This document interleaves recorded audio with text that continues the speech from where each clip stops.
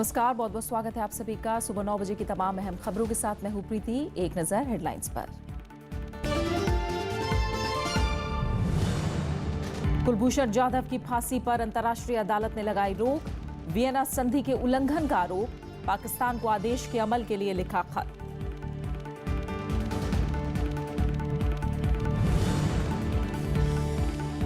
Justice Karnan अदालत की अवमानना के दोषी। सुप्रीम कोर्ट ने सुनाई 6 महीने की सजा। कर्णन के फैसलों की मीडिया कवरेज पर पाबंदी।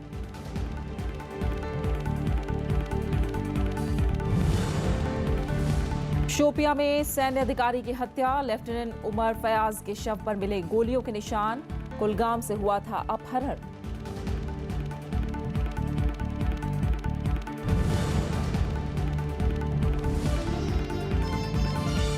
चुनाव आयोग ने खारिज किया आम आदमी पार्टी का दावा। कहा, हमारी ईवीएम का नहीं हुआ इस्तेमाल। करोड़ों के चंदे पर आयकर का नोटिस।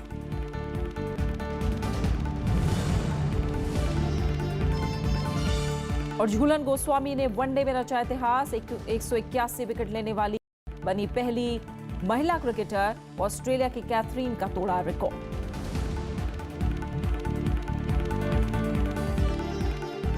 कुलभूषण जाधव मामले में भारत को बड़ी कूटनीतिक जीत हासिल हुई है। नीदरलैंड के हेग में अंतर्राष्ट्रीय अदालत ने पाकिस्तान को पत्र लिखकर जाधव की मौत की सजा पर रोक लगाने को कहा है। हालांकि अब तक पाकिस्तान की ओर से इस बारे में कोई बयान नहीं आया है। नीदरलैंड के हैग में अंतर्राष्ट्रीय अदालत ने पाकिस्तान को बड़ा झटका देते हुए भारतीय नागरिक कुलभूषण जाधव की फांसी पर मंगलवार को रोक लगा दी। अदालत ने पाकिस्तान से ये भी सुनिश्चित करने को कहा कि कुलभूषण जाधव को सभी विकल्पों पर विचार करने से पहले फांसी न दी जाए। पाकिस्तान की सैन्य अदालत ने 11 अप्रैल को जासूसी का आरोप लगाकर 46 साल के जाधव को फांसी की सजा सुनाई थी। भारत ने पाकिस्तान की सैन्य अदालत के इस फैसले के खिलाफ अंतर्राष्ट्रीय अदालत में अपील की थी।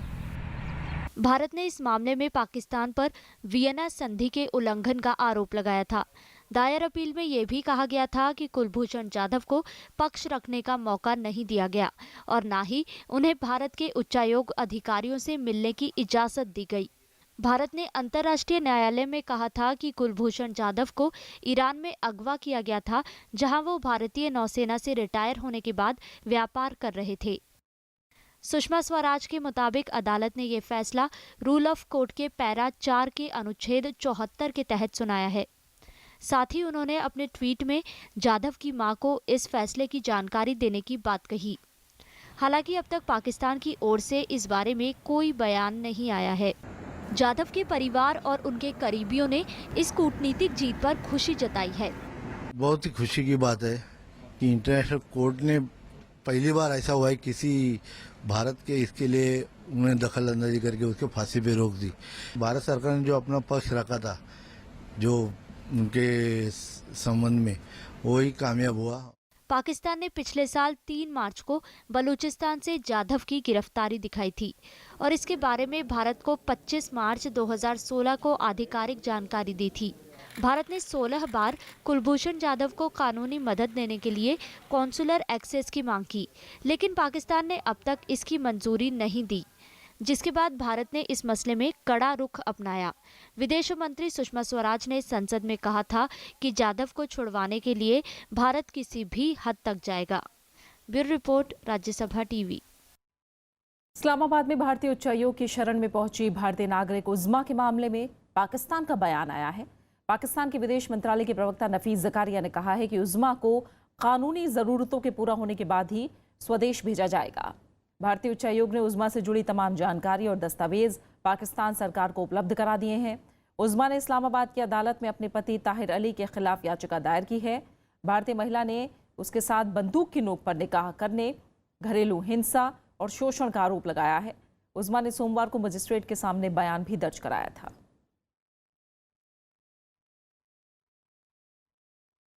जम्मू कश्मीर के शोपियां जिले में सेना के एक लेफ्टिनेंट का गोलियों से छलनी शव बरामद हुआ है। न्यूज एजेंसी ANI के मुताबिक दक्षिण कश्मीर के शोपियां जिले के हरमन इलाके से ये शव बरामद हुआ है। सेना के अधिकारी की पहचान उमर फयाज के तौर पर हुई है, जो कुलगाम के रहने वाले हैं। उमर फयाज का उनके घर से ही अपहरण किया गया था। मामले की तफ्तीश जारी है। सुप्रीम कोर्ट ने एक अभूतपूर्व फैसले में जस्टिस कर्णन को अदालत की अवमानना का दोषी पाया है। कलकत्ता हाईकोर्ट के जज को 6 महीने जेल की सजा सुनाई गई है। 7 जजों की संविधान पीठ ने यह फैसला दिया है। मीडिया से जस्टिस कर्णन के किसी आदेश को छापने या दिखाने से मना किया गया है। इतिहास में पहली बार किसी वर्तमान जज को सुप्रीम कोर्ट ने सजा सुनाई है। कोर्ट ने कहा कि अवमानना का कानून सबके लिए बराबर है। दरअसल 1 मई को शीर्ष अदालत ने जस्टिस कर्णन की मेडिकल जांच का आदेश दिया था। कर्णन ने जांच कराने से इनकार कर दिया था। जस्टिस कर्णन ने प्रधानमंत्री को चिट्ठी लिखकर कई जजों पर आरोप लगाए थे। इसके बाद उनके न्यायिक और प्रशासनिक काम पर रोक लगा दी गई थी। इलाहाबाद हाईकोर्ट ने कहा है कि पर्सनल लॉ बोर्ड संविधान से ऊपर नहीं है और ट्रिपल तलाक मुस्लिम महिलाओं के अधिकारों का उल्लंघन करता है। कोर्ट ने कहा कि ऐसा फतवा मान्य नहीं है जो न्याय व्यवस्था के खिलाफ है। उधर प्रधानमंत्री नरेंद्र मोदी ने मुस्लिम नेताओं से कल मुलाकात के दौरान 3 तलाक के मुद्दे को राजनीतिक रंग नहीं देने और सुधार की अपील की। इलाहाबाद हाईकोर्ट ने मंगलवार को 3 तलाक दिए जाने के बाद दर्ज दहेज उत्पीड़न के एक मामले की सुनवाई करते हुए सख्त टिप्पणी की। कोर्ट ने कहा कि पर्सनल लॉ के नाम पर मुस्लिम महिलाओं समेत किसी के मूल अधिकारों का हनन नहीं किया जा सकता। कोई भी मुस्लिम पुरुष ऐसे तरीके से तलाक नहीं दे सकता है जिससे समानता और जीवन के मूल अधिकारों का हनन होता हो। कोर्ट ने कहा कि जिस समाज में महिलाओं का सम्मान नहीं होता है उसे सभ्य नहीं कहा जा सकता और कोई भी पर्सनल लॉ संविधान के दायरे में ही लागू हो सकता है। कोर्ट ने कहा कि ऐसा कोई फतवा मान्य नहीं है जो न्याय व्यवस्था के विपरीत हो। संविधान के दायरे में ही पर्सनल लॉ लागू होगा और जो भी पर्सनल लॉ के जो भी कानून संविधान का उल्लंघन कर रहे होंगे, अनुच्छेद का, मूल अधिकारों का, वो सब प्रभावी नहीं हो सकते, उनको लागू नहीं कराया जा सकता। हाईकोर्ट ने याचिकाकर्ता के खिलाफ दर्ज दहेज उत्पीड़न केस को रद्द करने से भी इनकार कर दिया। याचिका में दलील दी गई थी कि उसने पत्नी को तलाक दे दिया है और दारुल इफ्ता जामा मस्जिद आगरा से फतवा भी ले लिया है। इस आधार पर उस पर दहेज उत्पीड़न का मुकदमा नहीं बनता है। माना कोर्ट ने कहा कि अगर आप पत्नी के मूल अधिकार हैं कि उसको जीवन जीने का हक है और उसको गुजारा भत्ता पाने का हक है और तमाम अधिकार हैं, तो केवल पर्सनल लॉ के आधार पर या फतवे के आधार पर उसके पर्सनल अधिकारों को, मूल अधिकारों को आप हनन नहीं कर सकते। सुप्रीम कोर्ट की संविधान पीठ इस महीने की 11 तारीख से 3 तलाक, हलाला और बहु विवाह की संवैधानिकता को चुनौती देने वाली याचिकाओं पर रोजाना सुनवाई करने जा रही है। All India Muslim personal law board का कहना है कि मजहब के मामले में सरकार को दखल नहीं देना चाहिए। सरकार ने 3 तलाक, हलाला और बहु विवाह प्रथा को मुस्लिम महिलाओं के जीवन और गरिमा के खिलाफ माना है। Bureau report, Rajya Sabha TV. Delhi की सत्ता पर काबिज आम आदमी पार्टी ने मंगलवार को ईवीएम मुद्दे पर विधानसभा का विशेष सत्र आयोजित किया और डमी ईवीएम में टैंपरिंग करके अपने दावे को पुख्ता साबित करने की कोशिश की। इसके बाद राष्ट्रपति और चुनाव आयोग से वीवीपैट से लगी ईवीएम से चुनाव कराने का प्रस्ताव पारित किया गया। वहीं विपक्ष ने इसे भ्रष्टाचार के मामलों से ध्यान भटकाने की साजिश करार दिया है। इस बीच चुनाव आयोग ने कहा है कि जो मशीन हैक करके दिखाई गई वो हमारी नहीं है। दिल्ली विधानसभा के एक दिन के विशेष सत्र में आम आदमी पार्टी ने हाल के चुनाव में हार के लिए इलेक्ट्रॉनिक वोटिंग मशीन को जिम्मेदार ठहराया। पार्टी विधायक सौरभ भारद्वाज ने डमी ईवीएम को टेम्पर करके दिखाया। उन्होंने दावा किया कि ईवीएम के हार्डवेयर में छेड़छाड़ की जा सकती है। सिर्फ मदरबोर्ड 90 सेकंड लगते हैं एक मदरबोर्ड चेंज करने में। को कोई रिग नहीं कर सकता। हैकिंग और रिगिंग भी मशीन की संभव है और यही कारण है कि जिन देशों से हम इसके माइक्रो कंट्रोलर को लाए उधार लेके, वो देश भी इस टेक्नोलॉजी को इस्तेमाल नहीं करते। गंभीर स्थिति बन गई। क्यों बन गई है? क्योंकि यूपी के जब चुनाव जीते ईवीएम के दम पर और दूसरी तरफ पंजाब में आम आदमी पार्टी को हरवाया गया, कांग्रेस को जितवाया गया। ये भी ईवीएम के दम पे किया गया। बीजेपी ने आरोप लगाया कि केजरीवाल सरकार उनके ऊपर उठ रहे भ्रष्टाचार के मामलों से ध्यान भटकाने की कोशिश में है। जब ये लोग इस तरह से घोटाले करेंगे, मैं अध्यक्ष महोदय आपको ये बताना चाहता हूं, देश के लोग आज दिल्ली के लोगों से पूछ रहे हैं कि ईवीएम खराब नहीं थी, जिनकी नीयत खराब थी आज वो कुर्सी छोड़कर भाग क्यों नहीं रहे। इससे पहले कार्यवाही शुरू होते ही नेता विपक्ष विजेंद्र गुप्ता ने सदन में भ्रष्टाचार का मुद्दा उठाया। अवरोध के बीच स्पीकर के आदेश पर विजेंद्र गुप्ता को सदन से बाहर कर दिया गया। तो ये बाहर दिखाते ना, अंदर इसके लिए सदन का प्रोटेक्शन क्यों ले रहे हैं? क्योंकि आपको मालूम है 67 है, विपक्ष के नेता को बाहर निकाल देंगे। ये तो बहाने हैं भ्रष्टाचार को दबाने के। उधर पार्टी से निकाले गए कपिल मिश्रा ने कहा कि केजरीवाल के नाम पर वोट नहीं मिल रहा, इसलिए वो ईवीएम का रोना रो रहे हैं। 5 राज्यों में विधानसभा और एमसीडी चुनाव के बाद आम आदमी पार्टी ने ईवीएम में छेड़छाड़ को हार की वजह बताया था। चुनाव आयोग ने सभी राजनीतिक दलों को चुनौती दे 12 मई को ईवीएम के साथ टैंपरिंग करने का न्योता दिया था, लेकिन केजरीवाल सरकार ने 3 दिन पहले ही दिल्ली विधानसभा में ईवीएम के साथ टैंपरिंग करके दिखा दिया। अब देखना यह है कि क्या 12 मई को केजरीवाल चुनाव आयोग की मशीन के साथ टैंपरिंग कर सकते हैं या फिर चुनावों में हुई अपनी हार की दोबारा समीक्षा करेंगे। कैमरामैन संजय कुमार के साथ Anu Diwan, Rajya Sabha TV, Delhi. EVM hack करने के आम आदमी पार्टी के दावे को चुनाव आयोग ने खारिज कर दिया है। आयोग ने कहा है कि ईवीएम जैसे दिखने वाले जिस उपकरण पर प्रयोग किया गया वो चुनाव आयोग की मशीन नहीं है। आम आदमी पार्टी के दावों पर चुनाव आयोग ने कहा कि किसी के लिए भी ये संभव है कि वो चुनाव आयोग की ईवीएम मशीन जैसा इलेक्ट्रॉनिक गैजेट बनाए और प्रदर्शन करके जादू दिखाए। इसके अलावा आयोग के अधिकारियों ने इस बात की जानकारी भी दी कि जिस वक्त ये डेमो किया गया तब मशीन के साथ कंट्रोल यूनिट नहीं लगी थी। ये यूनिट एक बार बटन दबाए जाने के बाद बाकी सभी बटनों को निष्क्रिय कर देती है और ये दोबारा तब तक इस्तेमाल नहीं हो सकते जब तक आयोग के अधिकारी इन्हें ना छोड़ें। आयोग ने यह भी कहा कि इस तरह के प्रदर्शन से जनता को गुमराह नहीं किया जा सकता। आयोग ईवीएम में गड़बड़ी के आरोपों को लेकर 12 मई को राजनीतिक दलों के साथ एक बैठक भी करेगा। इस दौरान ईवीएम को हैक करने की खुली चुनौती रखी जाएगी।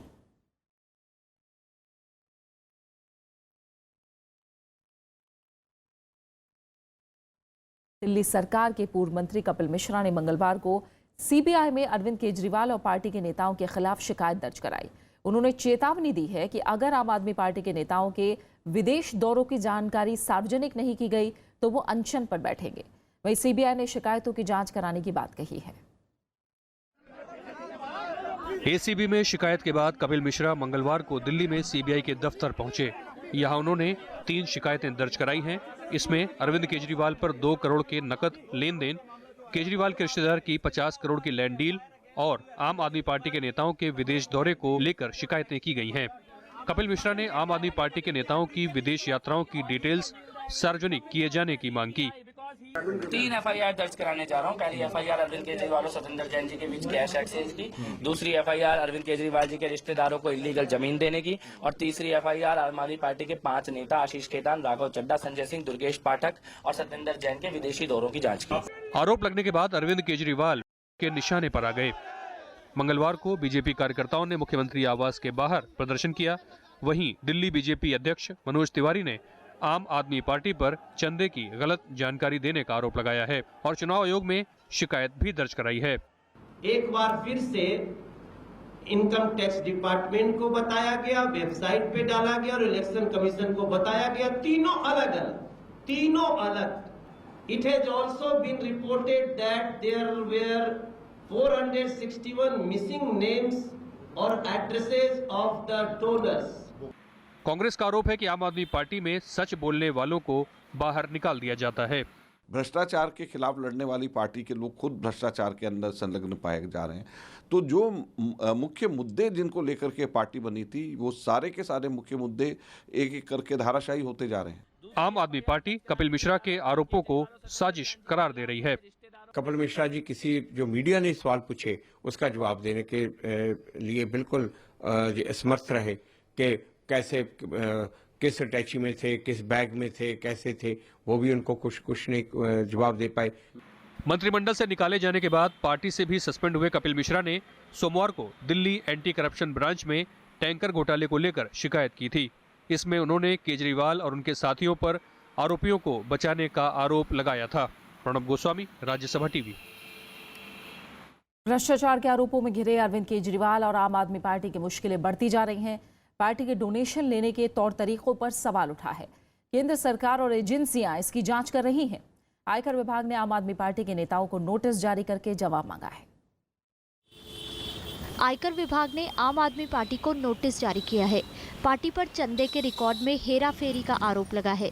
विभाग ने आम आदमी पार्टी से पूछा है कि खाते में हेराफेरी और टैक्स नहीं चुकाने के लिए क्यों ना उसके खिलाफ मामला चलाया जाए। 1 साल तक चली जांच में आयकर विभाग ने पाया कि वित्त वर्ष 2014-15 में उसके बारे में पार्टी ने सही और वास्तविक रिपोर्ट फाइल नहीं की। पार्टी की तरफ से दी गई जानकारी और जांच में सामने आई स्थिति में 30 करोड़ रुपए से ज्यादा का अंतर है। मामले में पार्टी के संयोजक और दिल्ली के मुख्यमंत्री अरविंद केजरीवाल और 3 अन्य को कारण बताओ नोटिस थमाया गया है। आयकर विभाग ने 15 मई से पहले नोटिस का जवाब देने के लिए कहा है। Bureau report, Rajya Sabha TV. और खबरें जारी हैं, आप बने रहिए हमारे साथ। लौट रहे हैं एक छोटे से ब्रेक के बाद।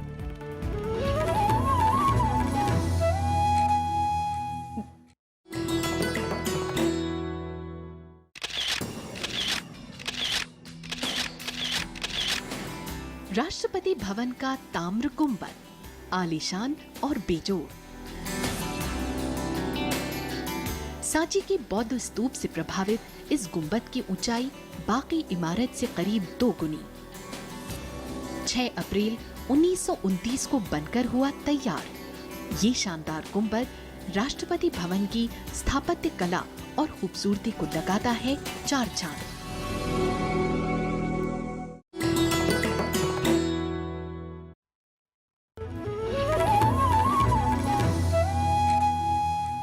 सुप्रीम कोर्ट पूरी तरह से डिजिटल होने की तैयारी कर रहा है। इस दिशा में प्रधानमंत्री नरेंद्र मोदी डिजिटल फाइलिंग की सुविधा की आज शुरुआत करेंगे। इस मौके पर सुप्रीम कोर्ट की वेबसाइट पर मुकदमों से जुड़ी एकीकृत प्रबंधन प्रणाली यानी इंटीग्रेटेड केस मैनेजमेंट सिस्टम को अपलोड किया जाएगा। अदालतों में कागज रहित यानी पेपरलेस व्यवस्था की तरफ से ये पहला कदम है। मार्च में न्यायाधीश जस्टिस JS खेहर ने घोषणा की थी कि 6 से 7 महीनों में सुप्रीम कोर्ट पूरी तरह से पेपरलेस हो जाएगा। डिजिटल व्यवस्था लागू होने के बाद सुप्रीम कोर्ट सिर्फ इलेक्ट्रॉनिक तरीके से ही ट्रायल कोर्ट और हाई कोर्ट के रिकॉर्ड स्वीकार करेगा। इसके बाद मुकदमों की अर्जी करने वालों को रिकॉर्ड पेश करने की जरूरत नहीं होगी। याचिकाकर्ता को सिर्फ ये बताना होगा कि किस आधार पर फैसले को चुनौती दी जा रही है। प्रधानमंत्री नरेंद्र मोदी ने रोजगार सृजन के लिए सौर उपकरणों के निर्माण पर जोर देने की बात कही है। उन्होंने कहा कि इसे प्राथमिकता देने और अक्षय ऊर्जा से ज्यादा फायदा मिल सकता है। मंगलवार को पेट्रोलियम और प्राकृतिक गैस, बिजली, अक्षय ऊर्जा और हाउसिंग समेत प्रमुख बुनियादी ढांचा क्षेत्रों की प्रगति की समीक्षा के दौरान प्रधानमंत्री ने ये बात कही। अप्रैल के आखिरी हफ्ते में कनेक्टिविटी से जुड़ी बुनियादी ढांचा क्षेत्रों की समीक्षा के बाद ये बैठक हुई। बैठक में प्रधानमंत्री कार्यालय के शीर्ष अधिकारियों, नीति आयोग और केंद्र सरकार के सभी बुनियादी ढांचा मंत्रालय शामिल हुए। वित्त मंत्री अरुण जेटली ने कहा है कि किसानों की आय पर टैक्स लगाने का कोई विचार नहीं है। उन्होंने कहा कि देश में संपन्न किसान बहुत कम हैं।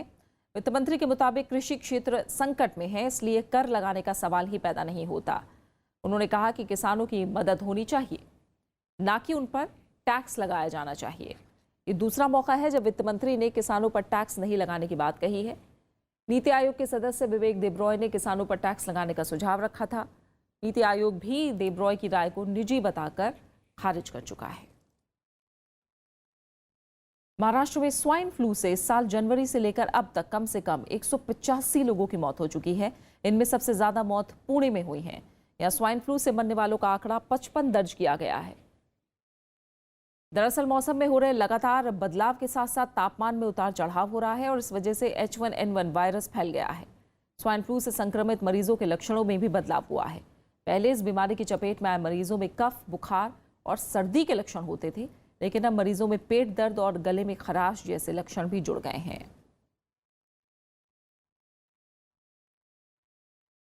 ऑस्ट्रेलिया ने कहा है कि नई वीजा नीति से भारतीयों पर कोई असर नहीं होगा। भारत में ऑस्ट्रेलिया की उच्चायुक्त हरिंदर सिद्धू ने मंगलवार को ये बात कही। उन्होंने कहा कि नई वीजा नीति में कुशल पेशेवरों के लिए पर्याप्त जगह है। पिछले दिनों ऑस्ट्रेलिया ने कुशल पेशेवरों के लिए पुरानी वीजा नीति खत्म कर दी थी। प्रधानमंत्री नरेंद्र मोदी ने भी ऑस्ट्रेलिया के प्रधानमंत्री मैकलन टर्नबुल से टेलीफोन पर बात करके इस पर चिंता जताई थी। My sense is that when I look at the Indians who are coming under that visa arrangement, by and large, my sense is that they will continue to qualify under the new arrangements. America की संघीय जांच agency यानी FBI के निदेशक James कोमी को पद से हटा दिया गया है। अमेरिका के राष्ट्रपति डोनाल्ड ट्रंप ने इस फैसले की व्हाइट हाउस ने पुष्टि की है। व्हाइट हाउस के मुताबिक जेम्स कोमी को अटॉर्नी जनरल जेफ सेशंस की सिफारिश पर पद से हटाया गया है। जेम्स कोमी राष्ट्रपति चुनाव में ट्रंप के चुनाव प्रचार के दौरान रूस के साथ कथित संबंध की जांच की अगुवाई कर रहे थे। ट्रंप का ये फैसला ऐसे समय में आया है जब कोमी ने अमेरिकी कांग्रेस को हिलेरी क्लिंटन के ईमेल्स के बारे में गलत जानकारी दी थी। पिछले साल राष्ट्रपति चुनाव से पहले डेमोक्रेट उम्मीदवार हिलेरी क्लिंटन के विदेश मंत्री रहते हुए निजी सर्वर से ईमेल भेजने के मामले में नए ईमेल्स मिलने की जानकारी देकर जेम्स कोमी ने दोबारा जांच शुरू की थी।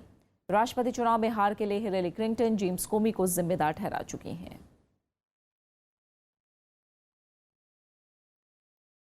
मून जे-इन दक्षिण कोरिया के नए राष्ट्रपति होंगे। राष्ट्रीय चुनाव के मुताबिक डेमोक्रेटिक पार्टी के मून को 41.4% मत हासिल हुए हैं, जबकि उनके प्रतिद्वंदी रूढ़िवादी उम्मीदवार होंग जून प्यो को 23.3% वोट मिले हैं। मून उदारवादी राष्ट्रपति रॉ मू ह्यून के वरिष्ठ सहयोगी के तौर पर काम कर चुके हैं। मार्च में पार्क गुनहे को महाभियोग के जरिए पद से हटा दिया गया था, जिसके बाद हुआ ये चुनाव काफी अहम है। व्हाइट हाउस के प्रेस सचिव सीन स्पाइसर ने मून को जीत के लिए मुबारकबाद दी है। बात खेलों की। भारतीय महिला क्रिकेट टीम के पूर्व कप्तान झूलन गोस्वामी ने इतिहास रच दिया है। वो वनडे इंटरनेशनल में सबसे ज्यादा विकेट लेने वाली गेंदबाज बन गई हैं। उन्होंने ऑस्ट्रेलिया की कैथरीन फिट्जपैट्रिक का 1 दशक से चला आ रहा रिकॉर्ड तोड़ा। दक्षिण अफ्रीका की रेसिबे को आउट करके उन्होंने 181वां विकेट हासिल किया। 2007 में आईसीसी की महिला क्रिकेटर ऑफ द ईयर से सम्मानित झूलन गोस्वामी एक समय पर दुनिया की सबसे तेज महिला गेंदबाज में शामिल हैं। उन्होंने भारत के लिए 2002 में डेब्यू किया था।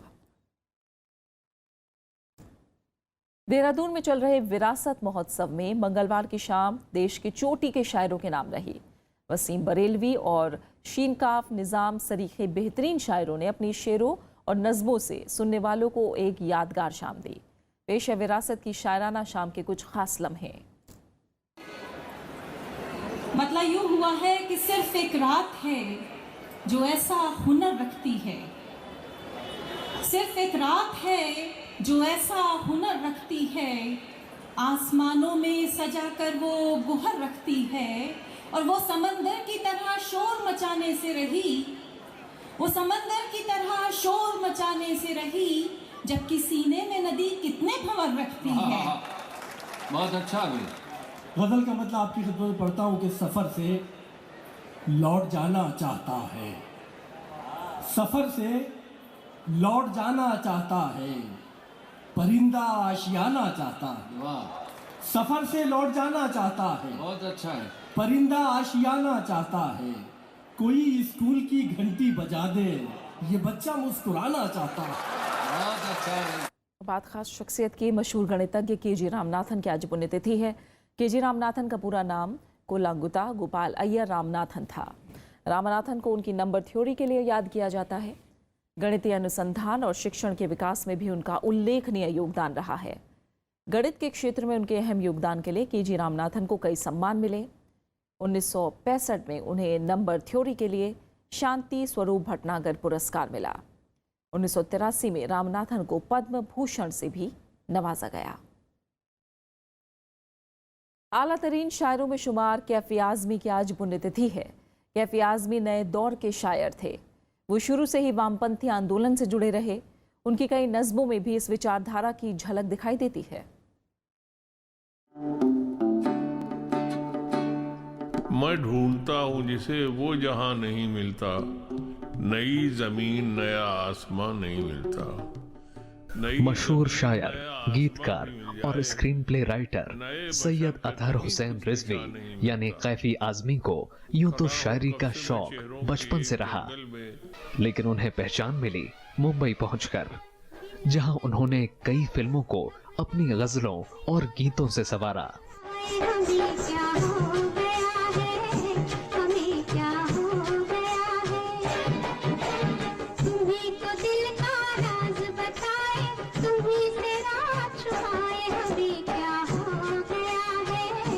अपने अंदाज में महफिल आ जाने वाले कैफी की शायरी अलग अलग लफ्जों में मजलूमों के आंसुओं की दास्तान है। उनकी गजलें और नज़में समाज की बेरुखी के खिलाफ बुलंद आवाज थी, जो इंसान का दर्द और उसमें छुपे प्यार का एहसास कराती। और किसी का क्यों है, यही दुनिया है तो फिर। इसके अलावा उन्होंने फिल्मों के लिए पटकथाएं भी लिखी। कैफिया आजमी के कलम से देशभक्ति के जज्बे से भरा अमर गीत भी निकला। तुम्हारे हवाले वतन साथियों, कर चले हम फिदा जान तन साथियों, अब तुम्हारे हवाले वतन साथियों। कैफी आजमी को उनकी बेहतरीन हुनर के लिए कई सम्मानों से नवाजा गया। 2002 में आज ही के दिन उन्होंने इस दुनिया को हमेशा के लिए अलविदा कह दिया।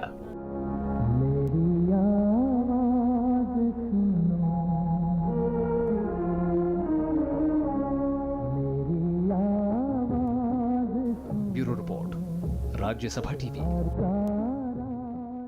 और अब आखिर में हेडलाइंस।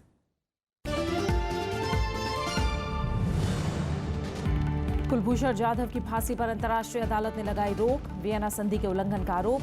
पाकिस्तान को आदेश के अमल के लिए लिखा खत।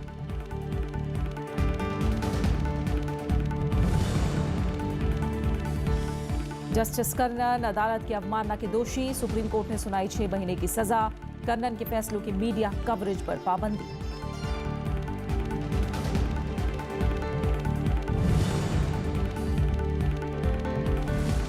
शोपिया में सैन्य अधिकारी की हत्या। लेफ्टिनेंट उमर फयाज के शव पर मिले गोलियों के निशान।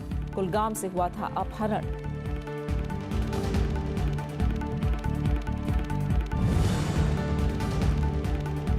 चुनाव आयोग ने खारिज किया आम आदमी पार्टी का दावा। कहा हमारी ईवीएम का नहीं हुआ इस्तेमाल। करोड़ों के चंदे पर आयकर का नोटिस।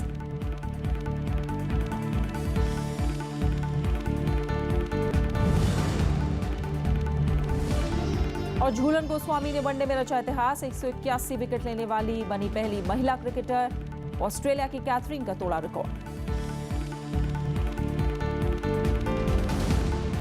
और इसी के साथ फिलहाल सुबह 9 बजे की खबरों में मेरे साथ इतना ही। आगे आप देख सकते हैं देश देशांतर। नमस्कार।